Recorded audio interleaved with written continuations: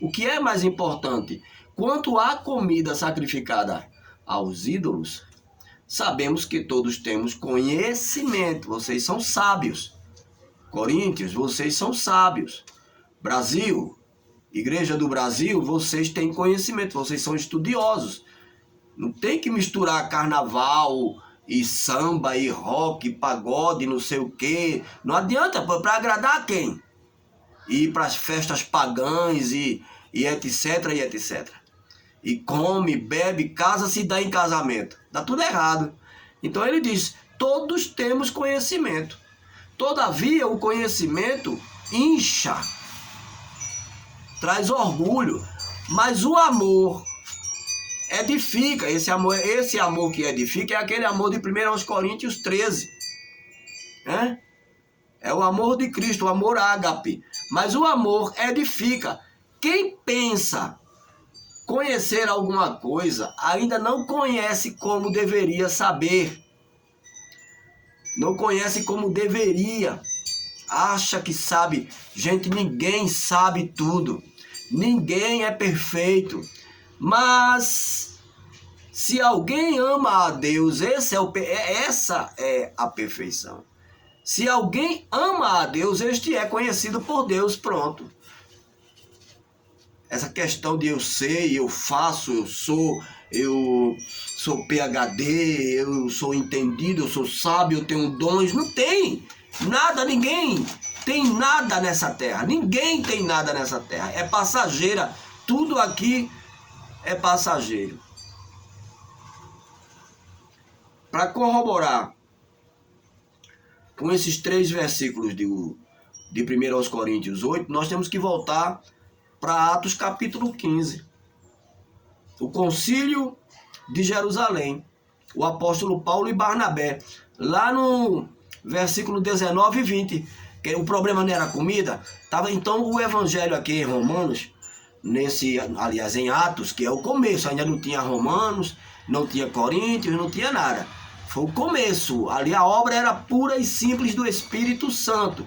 E começaram a vir gentes de todas as nações. Portanto, julgo, versículo 19, julgo que não devemos criar dificuldades para os gentios que estão se convertendo a Deus. 20, versículo 20, ao contrário, devemos escrever a eles, porque eles estão vindo do mundo pagão, cerveja, mentira, adultério, prostituição. Ao contrário, devemos escrever a eles, dizendo-lhes que se abstenham, para o seu próprio bem, abstenham de comidas contaminadas pelos ídolos, né? Panelas de Iemanjá e festas e cervejas e barril de não sei o que, de chope, e tome pagode, e tome sexo, e etc e tal. Então ele diz, ao contrário, devemos escrever a eles, dizendo-lhes que se abstenham de comida contaminada pelos ídolos, da prostituição, que é a imoralidade sexual, da carne de animais estrangulados e do sangue, que era uma prática da Torá. Lá na frente ele vai dizer, coma de tudo que vende no açougue, sem perguntar, porque se você perguntar, a sua consciência vai se contaminar. Essa carne foi comprada onde, açougueiro? Aí o açougueiro vai dizer, lá no sítio do pai de santo fulano de tal. Pronto, agora você se complicou. Não interessa, o pai de santo fulano de tal lá, ele é o criador de gado. Ponto, é o que importa. Você dá graças e tchau. Mas ficar bisbilhotando de onde vem, para onde foi, quem é, se é hétero, se é gay. Ih, cara, isso é perda de tempo. Isso é falta de fé. Isso é falta de segurança espiritual. Quem lê a Bíblia e ora, tá numa plataforma superior, gente. Não se mistura com essas coisas, não. Agora tem Bíblia, né? Se você vai lá e descobre que aquilo é uma panela, um manjar para ídolos e tal, aí você diz, ó, obrigado, valeu, somos amigos, a amizade é a mesma, mas eu vou seguindo o caminho, aí é diferente. O versículo 4, 5 e 6, o apóstolo Paulo diz o seguinte, portanto, Em relação à comida sacrificada aos ídolos, sabemos que o ídolo não significa nada. O ídolo não significa nada no mundo e que preste atenção agora, o que é que o apóstolo Paulo vai fazer. Ele vai elevar o nível, ele vai elevar o assunto, ele vai trazer a verdadeira adoração e que há um só Deus. Paulo não perdia tempo com assuntos baratos, assuntos corriqueiros, besteiros, discussão banal, boba. Pois mesmo, versículo 5, pois mesmo que haja os chamados deuses, quer nos céus, quer na terra, como de fato há muitos deuses e muitos senhores, entre aspas, aqui, ó, muitos deuses, abre aspas, e muitos, aspas, senhores, fecha aspas. Tudo coisa de religião. Ele vai nos elevar ao palanque, ao nível superior. Para nós, porém, que lemos a Bíblia e oramos, nós que buscamos a Deus, para nós, porém, versículo 6, há um único Deus, o Pai, de quem vem todas as coisas e para quem vivemos, vem comida, vem dinheiro, vem tudo dele. Nós não precisamos recorrer a artifícios baratos de Satanás, a atalhos do diabo.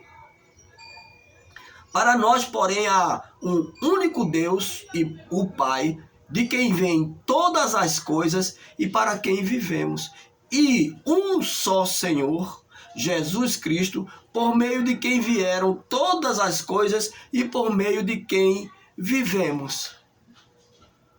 Então não é necessário estar apelando para... isso é coisa de filho pródigo. Bolotas de Satanás. Vai pro capítulo 10 de 1 aos Coríntios, versículos 14 e 15, que vê o que é que Paulo diz. Por isso, meus amados irmãos, fujam da idolatria. É isso que você... Por que vocês estão comendo comida sacrificada, panelas, não sei o que, essas coisas todas? Porque vocês ainda estão numa condição de idólatra. Aí ele diz, fujam da idolatria, amados irmãos, versículo 14 de 1 aos Coríntios 10. E versículo 15. Estou falando a pessoas sensatas, julguem vocês mesmos o que eu estou dizendo. Vocês lêem a Bíblia? Você lê a Bíblia, você? Não importa a tua placa lá, não importa o que você é, porque esse negócio é uma doença. O que importa de verdade é que você leia a Bíblia e ore. Não tem outra ideia, não. Aí, vai para Deuteronômio. Quer? Pronto. Vamos lá. Vamos já agora bater o prego e virar a ponta. Deuteronômio, capítulo 6, versículo 4. Ouça, Israel. O Senhor nosso Deus é o único Senhor. Aí tem várias versões aqui, várias traduções. Ou, o Senhor, o nosso Deus, é um só Senhor. Ou, o Senhor é o nosso Deus. O Senhor é um só. Não precisamos de paganismo, não precisamos de manjares, não precisamos de dinheiro de jogatina, não precisamos de mulheres de prostituição, mulheres casadas. Tudo isso Deus tem para nos dar. A nata. Coríntios brasileiros. Coríntios de Brasil. Entendeu? E ainda o Senhor é o nosso Deus, o Senhor somente. E para coroar essa leitura de Deuteronômio 6:4, o próprio Senhor Jesus Cristo a utilizou em Marcos capítulo 12, o maior mandamento. Capítulo 12 de Marcos, versículos 28, 29, 30 e 31. No 29 ele diz... Jesus respondeu, o mais importante é este, ouça Israel, o Senhor, o nosso Deus, é o único Senhor, o próprio Senhor Jesus Cristo. Continuando aqui em 1 aos Coríntios 8, agora a partir do versículo 7.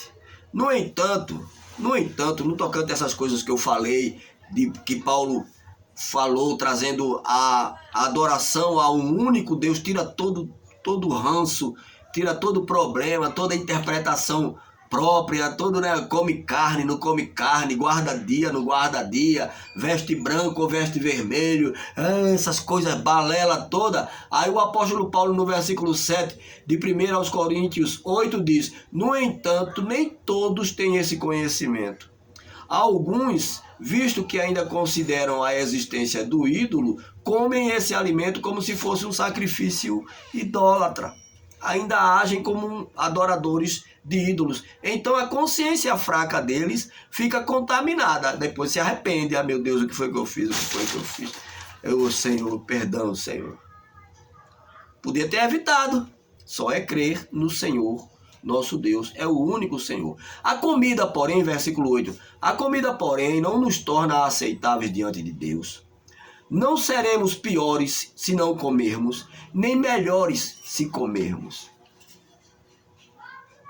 Seja neutro, entre no espírito da neutralidade, não estou nem aí para isso. Contudo, agora o versículo 9. Contudo, tenham cuidado para que a liberdade de escolha de vocês não se torne motivo de tropeço para os que são fracos. Porque o mundo, a vida, a cristandade, a fé, a política, o cosmo, ele é baseado no exemplo.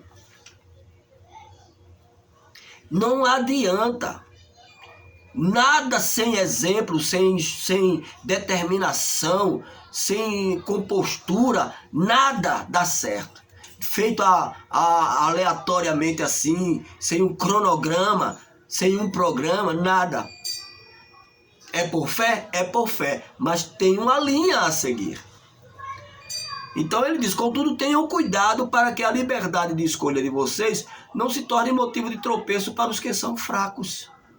Pois, se alguém que tem a consciência fraca vir você, que tem esse conhecimento, que é PhD, que é DDD, que é bacharel, que é não sei o que, comer em um templo de ídolos, não será induzido a comer do que foi sacrificado a ídolos? No prostíbulo, no cabaré, no carnaval, na zona, seja lá onde for. Um cristão não engrena. Não engrena, é mau exemplo. Assim, versículo 11. Assim, esse irmão fraco, novo convertido, por quem Cristo morreu, é destruído por causa do seu conhecimento, da sua arrogância, do conhecimento que você tem. Vai lá para o versículo 1, 2 e 3 de 1 aos Coríntios 8. Eu li, tá no começo do vídeo. O conhecimento incha. O amor edifica. Quando você peca dessa maneira contra os seus irmãos, ferindo a consciência fraca deles, peca contra Cristo. Vai para Romanos. Vamos agora para Romanos, capítulo 14. O reino de Deus, Romanos capítulo 14, versículo 17. O reino de Deus não é comida nem bebida, mas justiça, paz, alegria no Espírito Santo. Não é nada material, nada material. Aqui, versículo 18, aquele que assim serve a Cristo é agradável a Deus e aprovado pelos homens. Então não tem que misturar as coisas, querer, sei lá, sujar, misturar o cristianismo com o mundanismo. Não, é só ter uma decisão, uma determinação. Agora, para encerrar com chave de ouro, quer ver? Vamos para o versículo 13, é o último versículo de 1 aos Coríntios 8. Portanto, Paulo dizendo, presta atenção, como Paulo era nesse sentido, para não prejudicar o próximo. Portanto, se a comida que eu como é motivo para o meu irmão pecar, nunca mais, olha só o que ele está dizendo, nunca mais comerei carne para não levar o meu irmão ao pecado. Então, se eu bebo, eu gosto de vinho, uma hipótese, ou sei lá, eu gosto de jogar, ou o que quer que seja que eu faça, e aquilo causa tropeço ao meu irmão, nunca mais, desde que seja errado.